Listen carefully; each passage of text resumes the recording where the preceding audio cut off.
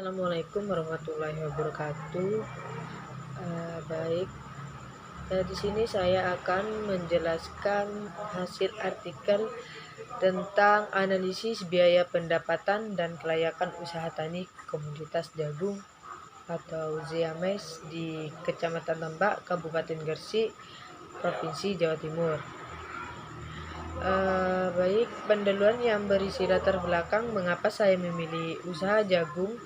Karena jagung merupakan komoditas pangan kedua paling penting di Indonesia setelah padi. Tetapi jagung bukan merupakan produk utama dalam sektor petani. Jagung merupakan salah satu tanaman pokok yang dikonsumsi oleh sebagian besar penduduk selain beras, khususnya di Kecamatan Tambak. Selain itu, jagung bisa diolah menjadi aneka makanan yang berupa sumber kalori, dan juga selain itu jagung banyak keunggulan daripada tanaman lain. Keunggulan tersebut antara lain di mana masa panennya lebih cepat, bobot akhir yang lebih kering, lebih berat dibandingkan dengan varietas lain, dan bobot yang lebih rapat sehingga tahan serangan hama, penyakit, dan tidak cepat busuk, serta produktivitasnya pun lebih banyak. Baik, usaha jagung di Kecamatan Tambak ini tentunya dipengaruhi oleh beberapa faktor produksi seperti lahan, modal, benih, pupuk, dan tenaga kerja. Semua produksi ini merupakan penunjang produksi jagung. Produksi jagung di Kecamatan Tambak yaitu sebanyak 63,9 ton dengan luas panen 411 hektar menurut BPS Kabupaten Gresik. Di dalam sistem produksi terjadi suatu proses transformasi nilai tambah yang mengubah input menjadi output yang dapat dijual dengan kompetitif dari pasar. Berdasarkan latar belakang tersebut, saya ingin meneliti tentang usaha tani jagung di Kecamatan Tambak, Kabupaten Gresik, Provinsi Jawa Timur, meneliti tentang perencanaan usaha tani atau agribisnis, analisa biaya dan pendapatan, serta kemitraan dan pembiayaan di Kecamatan Tambak, Kabupaten Gresik.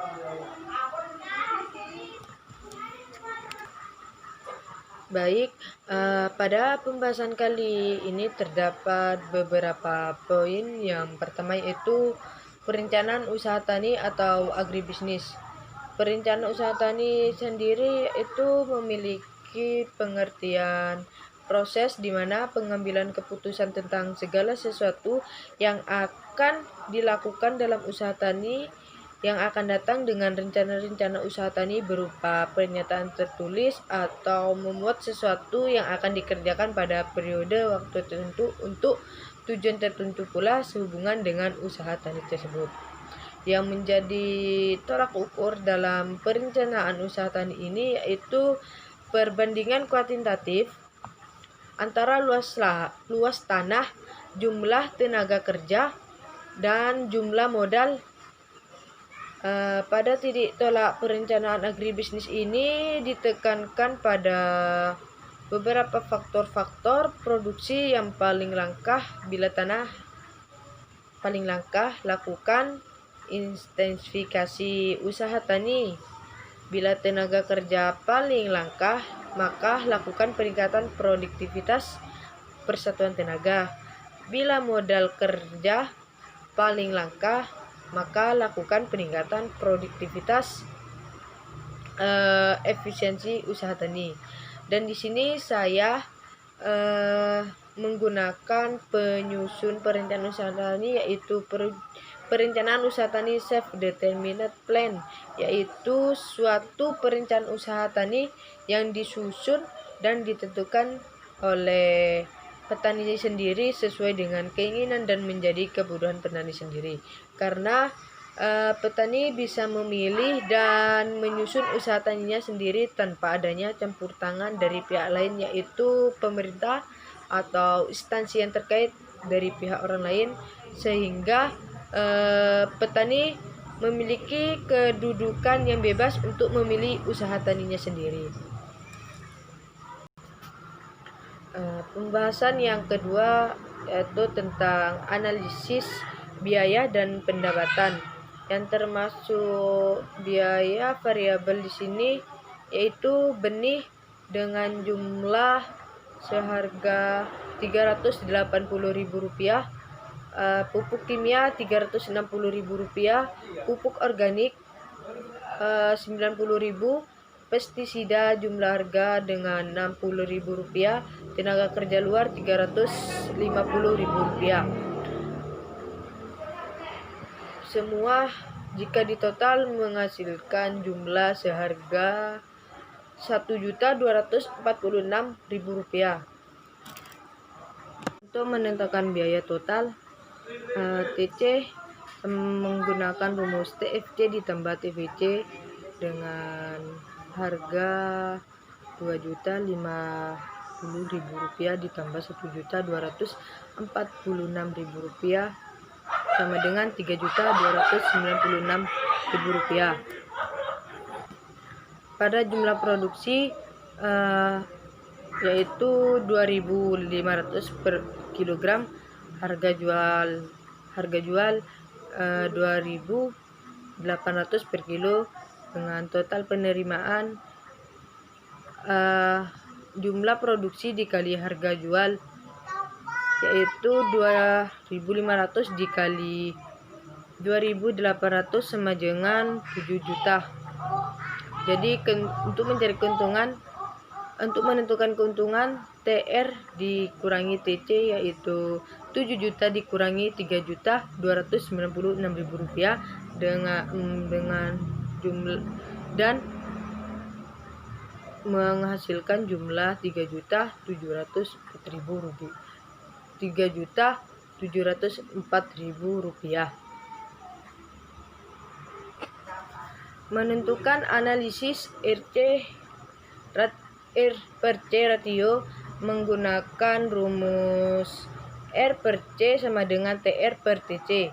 Di sini memasukkan nilai TR 7 juta dibagi nilai TC yaitu Rp3.296.000 sama dengan 2,12. Jadi RC lebih besar daripada 1. Artinya setiap pengeluaran input sebanyak Rp1 akan menghasilkan output sebesar Rp2,12 sehingga efisien dan menguntungkan atau layak. Pada pembahasan poin yang ketiga yaitu tentang kemitraan dan pembiayaan. Pada kemitraan mempunyai manfaat yaitu merupakan suatu bisnis di mana terdapat perjanjian formal antara dua orang atau lebih yang dibuat dan disepakati untuk menjadi rekan pemilik atau saling mendistribusikan organisasi dan berbagai pendapatan atau kerugian yang akan dihasilkan bisnis. Yang diantaranya yaitu berkesinambungan dan berkelanjutan usaha dalam sektor yang sama atau related. Dan yang kedua itu manfaat kemitraan memenuhi kebutuhan dan menjaga kinerja kompetitif perusahaan. Dan yang ketiga membangun kebersamaan dan penguatan sesama pelaku bisnis. Keempat, dapat meningkatkan kualitas sumber daya kelompok mitra. Dan yang terakhir dapat meningkatkan pendapatan. Selanjutnya pada sumber pendanaan sendiri yaitu di mana dari sumber-sumber dana yang dapat digunakan untuk melakukan kegiatan investasi berasal sumber pendanaan tergolong menjadi dua yaitu modal sendiri dan sumber dana pinjam. Di sini saya menggunakan modal sendiri, yakni sumber dana yang berasal dari pemilik perusahaan sendiri, dan sedangkan sumber dana pinjam sumber dana yang berasal dari luar kegiatan operasional perusahaan.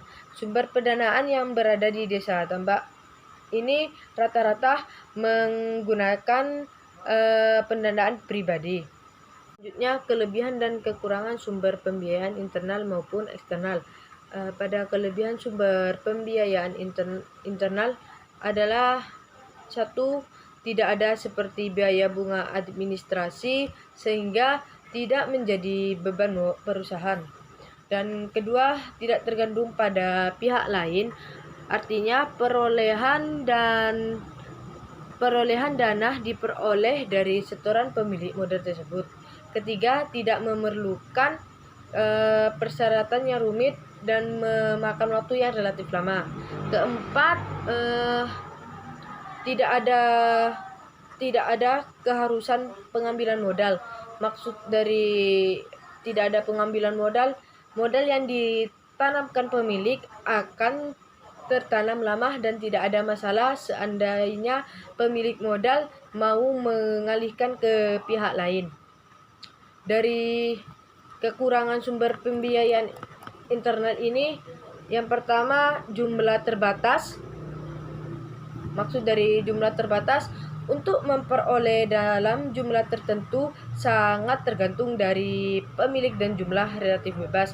Dan yang kedua, memperoleh modal sendiri dalam jumlah tertentu dari calon pemilik baru atau calon pemegang saham baru sulit karena mereka akan mempertimbangkan kinerja dan prospek usahanya. Dan yang ketiga, kurangnya motivasi pemilik.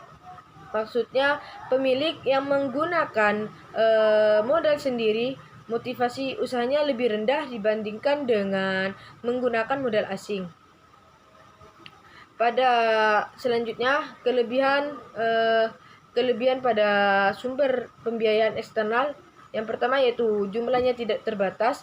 Kedua, lebih cepat mendapatkan daripada harus berusaha seperti modal sendiri atau internal. Yang ketiga, motivasi usaha tinggi. Dari kekurangan sumber pembiayaan eksternal ini, yang pertama dikenakan biaya atau bunga tambahan. Yang kedua, repot mengurus administrasi. Dan yang ketiga, menjadi beban moral. Pada persoalan pembiayaan yang dihadapi yaitu seperti kurangnya dukungan pemodalan bagi petani kecil sehingga petani kecil kesulitan dalam hal modal. Dan yang kedua, belumnya adanya asuransi pertanian dan bank khusus untuk pertanian. Ketiga, kurangnya berkomunikasi dengan pihak pembiayaan. Selanjutnya, solusi atas persoalan tersebut yaitu solusi yang dapat diperbaiki. Pemerintahan atau sektor pembiayaan lebih bisa melakukan keaktifan bersosialisasi terhadap para usaha tani kecil mengenai pembiayaan, sehingga pemerintahan atau sektor pembiayaan harus memperlakukan dengan adil terhadap usaha tani kecil maupun usaha tani besar dan menghindari terjadinya permasalahan dalam pembiayaan yang berkelanjutan.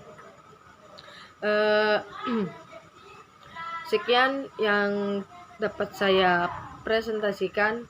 Mohon maaf apabila ada kesalahan. Sekian, terima kasih. Wassalamualaikum warahmatullahi wabarakatuh.